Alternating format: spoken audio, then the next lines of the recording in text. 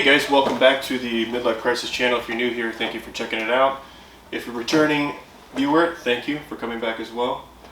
We're going to do a step-by-step install for BBR camshafts in a Miata ND1. We will be installing the intake camshaft, exhaust, the BBR valve springs, the BBR valve spring retainers, a new head gasket. We will be using the ARP head studs as well.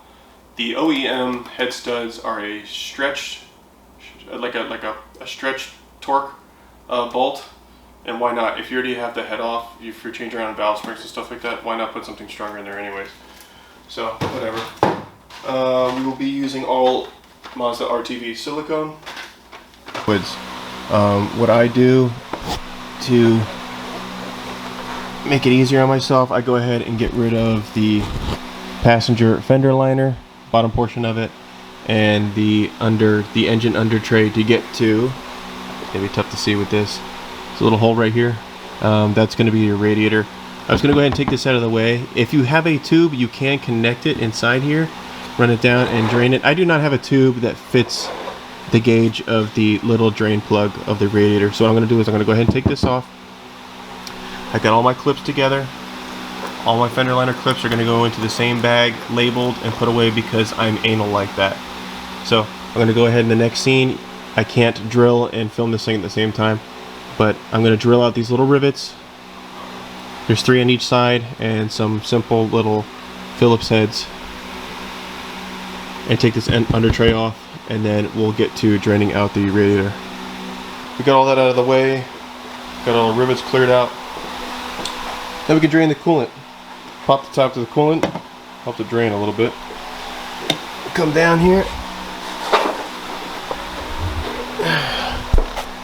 And we got all kinds of room to work with. I see this little white plug right here.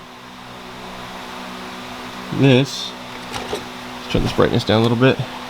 This is where our coolant's going to come out of. We're going to get a little catch can here, a little catch tray. Let's go ahead and loosen this guy. See if I can do this without getting it all over my hands and hold the camera at the same time.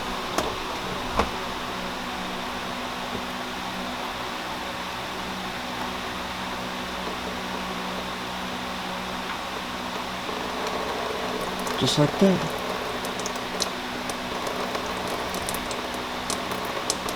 Okay. Don't get too close and splash. Anyways, so that's it for right now. I'm gonna let this thing drain here for several hours. Walk away. That's gonna be it for day 1. And then when I come back this next time, I'll drain out the oil and we'll move on from there, moving other components out of the way to start preparation for camshaft removal. Okay, next up we're gonna take our 12mm wrench and take off all the under tray bolts.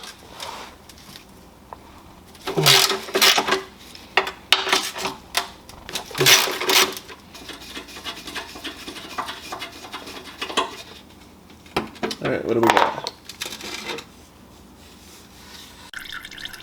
Alright guys, we have our oil draining now and our oil filter removed because we're kind of going to need that corner. That oil filter will be in the way in order to get the corner here of the oil pan. That's where we're going to take our little chisel hammer and get it pried loose. Because let me tell you, that first time you take off that oil pan, that RTV is on there, it's like cement. Alright, let's move on. Okay, the next thing I'm going to do, now that we have the oil and coolant removed, is I'm going to disconnect the battery. When you disconnect the fuel lines later on, sometimes you'll have a little bit of fuel spillage. And just to be on the safe side, we're going to go ahead and remove the battery. Plus, you don't want the battery to die.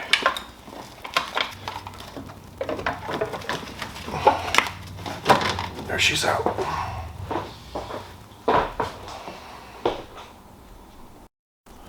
Alright, next up we're going to remove the strut bar, sway bar, upper engine strut sway bar, whatever you want to call it, because it's going to be in the way to get to the rear housing, the manifold. Let's just go ahead and take it off. Just get it out of the way. Bolts.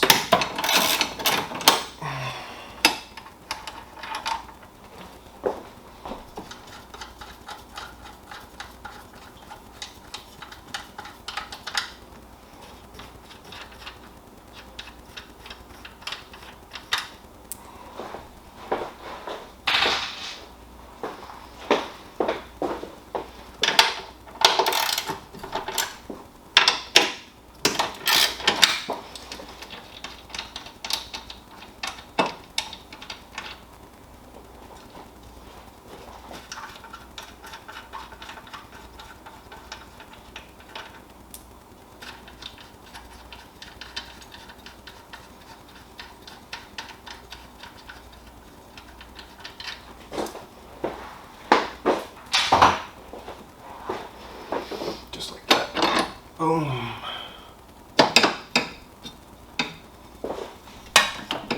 Boom.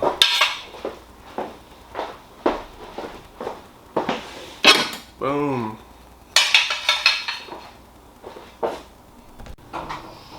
Next, we're going to use our 8mm to loosen the coil packs.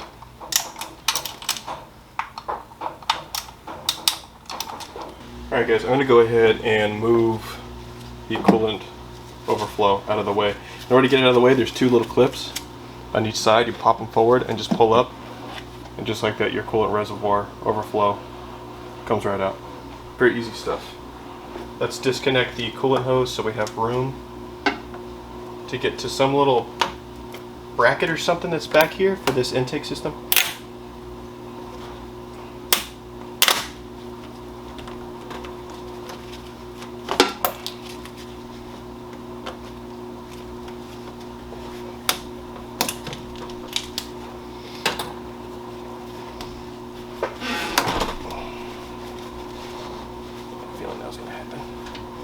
Stuff that a little bit. Oh, my coolant going everywhere. Just gotta tuck it to the side.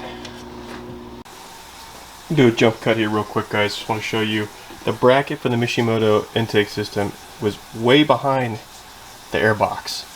It was very tedious. It's nothing you really wanted to watch me film. So let's just say your OEM air box is going to be here. The next step we're going to do is to remove that, whether it's Mishimoto, whether it's OEM, whatever aftermarket, AEM or whatever.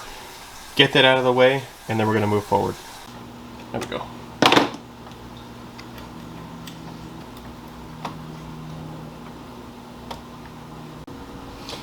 Then we're going to go ahead and loosen up the Phillips head fittings on that air oil separator. Alright, next up we're going to start taking off these little vacuum lines. We're going to take off this fuel line, which I'm going to tuck a little shop towel underneath, because when you disconnect this, there will be some fuel that leaks out, which is whatever.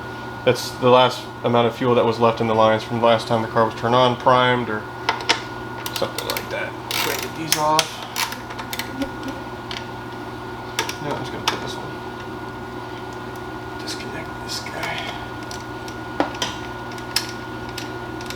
Now, as I take all this stuff off, I do like to label all my screws. Like what I'll do is I have a little bins, and anything that's intake manifold related I have in a bin. Anything that's coolant related I have in a bin, and I just keep it all together. So that way when you go and put it back later, it's easier to find whatever it is that you're looking for. This guy just pulls out. There we go. Alright.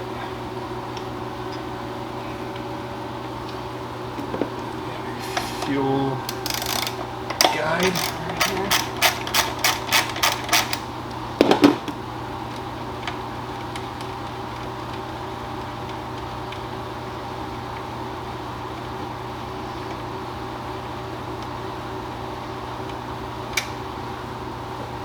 Alright, let's go ahead and disconnect our fuel line here.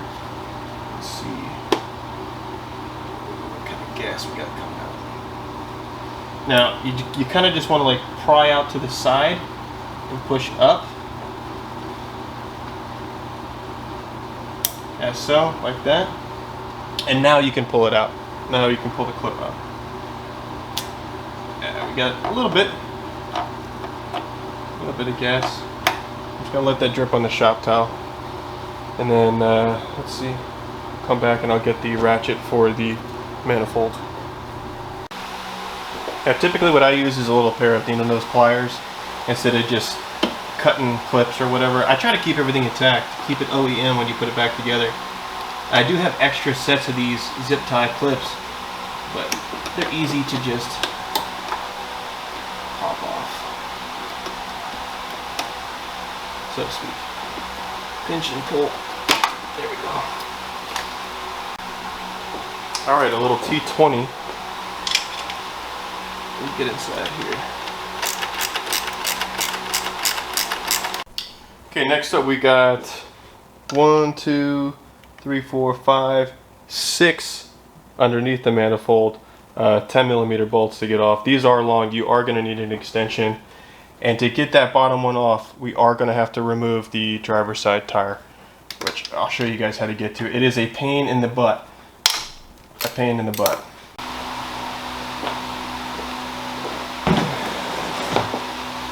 Alright, to get to the bottom bolt for the manifold, we're going to take off the driver's side wheel.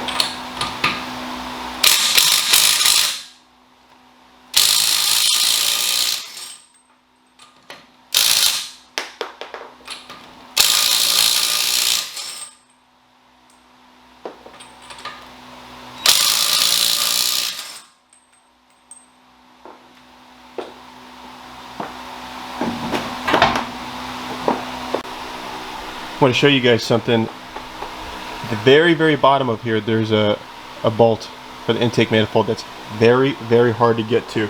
I literally had to use an extension, and another extension, and a long 10mm socket to get to it. It's a pain in the butt to get to. Just take your time.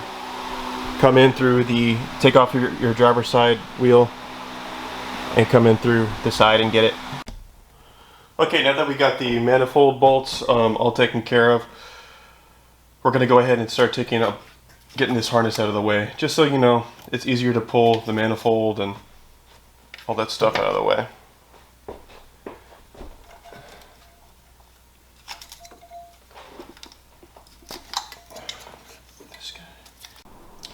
Alright guys, I got the intake manifold out, but there's something I want to show you that I can't really show you on film just because of the angle. All these little clips are underneath. Come on, focus. All these little clips are connected underneath the manifold, and they will have to be taken out or cut. But what I like to do is there's two on the bottom. They're almost impossible, but you know, I just have these little zip tie clips. So when I put it back together, I'll just throw a new one on instead of sitting there killing your fingers and killing your knuckles trying to get a clip off for a half an hour. It's not even worth your time. Alright, now that we got the intake manifold removed, we're going to remove the little coolant bolt here to get all this stuff out of the way so we can start to get to the drive belts. This is going to be a 12, a 10 behind here, and then a 8, I believe, at the very end. Alright, once you get your coolant hose bracket off, and there's going to be a couple clips down here, I'm going to go ahead and take off the heat shield here of the exhaust, because the edges of it are pretty sharp, and I'm going to have to finagle my hand down here to get these 3 clips off so I can fully remove the harness from around the front and start working on the valve cover, the oil pan, and the front engine. I'm just going to go ahead and get this off because I've cut my hand on this material before. So let's go ahead and take the heat shield off, and then we'll move on from there. Alright guys, now that we got the front of the engine harness off, O2 sensor unplugged to the header, we're going to go ahead and unplug the injector portion. Okay, we got our 21mm ratchet on the crankshaft. This is my little makeshift breaker bar here from the jack, and a towel underneath the water pump belt. And I'm going to rotate it. At the same time I'm rotating the crankshaft, I'm going to pull, let's see here, I'm going to pull kind of towards me. The service manual wants you to do this with the motor out of the car. Well, we're not doing that. We're doing these camshafts with the motor in the car. So let's try to get a firm grip here. This is gonna work. Let's see here. There we go. Like that. Perfect. That'll be more like a down and away effect.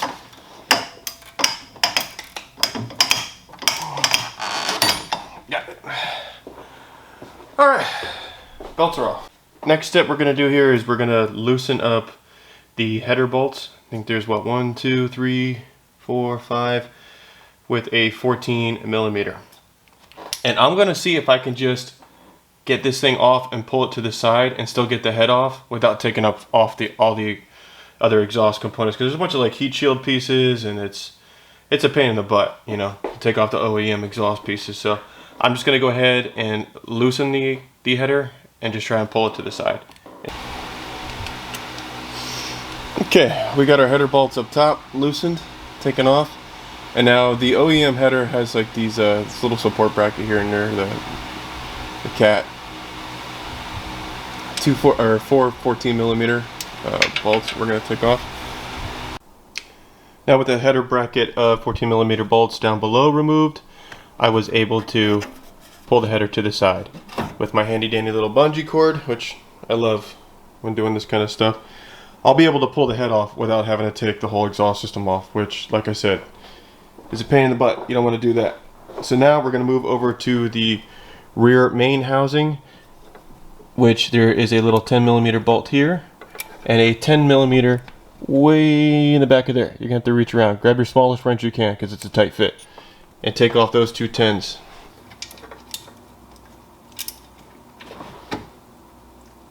Ow! Jeez.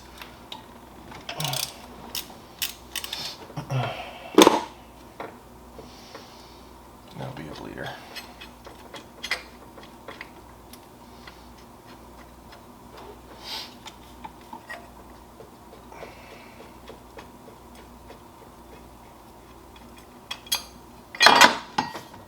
Alright. And I didn't show it to you guys earlier, but this is where your ground will go into the back of. You'll have a little 8 millimeter that go in here. There's your 10, there's your 10, and this comes off. Okay, to take off the injector line, we're going to reach way back there with our 19 millimeter wrench and undo the line.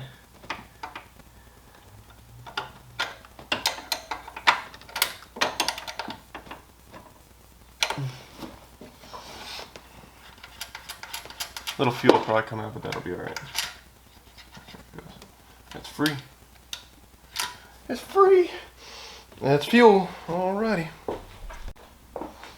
Alright, I pulled the other fuel line. I didn't show that on video. Got a little bit of fuel. There's 3 10 millimeter bolts that you have to get the rear main housing off. And let me tell you, they're not in easy spots. There's 2, 1, 2 on the bottom, and then 1 on the very top there.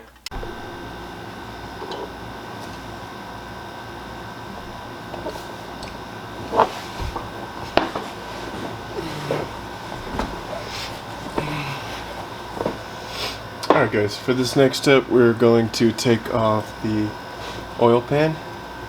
And yes, I'm that guy who wears protective glasses because there's a bunch of dirt underneath here. You're going to need an 8 millimeter long ratchet to get to some of these corners, and an extension as well. So I'll be running a 8 millimeter and then an extension in the corners. Alright, let's go ahead and take off the oil pan and then we'll go from there. Now that I have all 18 8 millimeter bolts out, I'm going to use this little wedge and a small hammer and go around the corners of the oil pan and knock on it on different angles and start to loosen up the RTV sealant around the corners that I can get to on the oil pan to go ahead and take that off. Okay guys, for the next step I actually forgot to film. because I had somebody help me. So when I have somebody help me do something, I like to get it done quick.